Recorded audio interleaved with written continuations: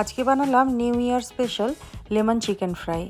এখানে boneless chicken নিয়েছি আর চিকেনগুলোকে একটু লম্বা করে কেটে নিয়েছি। এখন চিকেনটাকে একটু ম্যারিনেট করতে হবে। তার জন্য এখানে দিয়ে দিলাম গ্রেট করা রসুন, গ্রেট করা আদা, গোলমরিচের গুঁড়ো। এটা স্বাদ অনুযায়ী দিতে হবে, তবে অবশ্যই এটা দেবেন, এতে টেস্টটা খুব ভালো আসে। এরপর দিয়ে দিলাম আন্দাজ মতন নুন। এখন দিচ্ছি অনেকটা পরিমাণ লেবুর রস।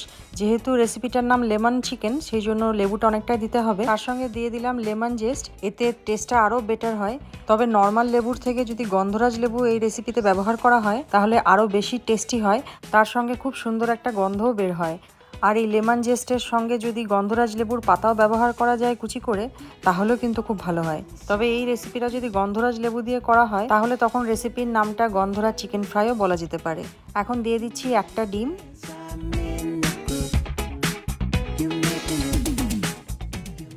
এরপর এর মধ্যে দিয়ে দিচ্ছি একটু রিফাইন্ড অয়েল আর তার সঙ্গে একটু ফ্লেভারের জন্য চাট মশলা। এরপর সমস্ত কিছুকে ভালো করে মাখিয়ে মিনিমাম আধা ঘন্টা, ম্যাক্সিমাম যতক্ষণ খুশি রাখতে পারেন।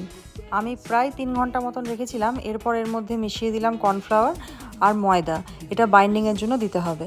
কর্নফ্লাওয়ার আর ময়দার সঙ্গে সামান্য বেসনও অ্যাড করা যেতে পারে। এরপর সাদা তেলে ডিপ ফ্রাই করলেই রেডি লেমন চিকেন ফ্রাই। রেসিপিটা কেমন লাগলো অবশ্যই কমেন্ট করে জানাবেন।